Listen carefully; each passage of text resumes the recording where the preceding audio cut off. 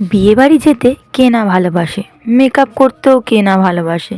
কিন্তু বিশ্বাস করো, এই যে বিয়েবাড়ি থেকে বাড়িতে এসে রাত্রিবেলায় এইগুলো মেকআপটা রিমুভ করতে গেলেই তো ভীষণ রাগ ধরে।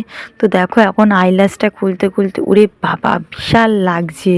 তো দেখো তোমাদের দাদাভাই হাসাচ্ছিল যে আমি একটু লাগছে বলেছি বলে।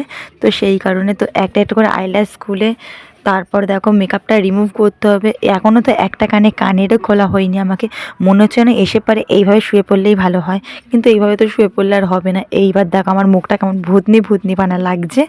আইল্যাশটা তুলে দিয়ে এইবার দেখো কানেরটা খুলে ফেললাম, আর মাথায় যে গোলাপটা ছিল সেইটাও খুলে ফেললাম। চলো মুখটা এবার রিমুভ করে আসি। মুখটা রিমুভ করে এসে দেখা হচ্ছে।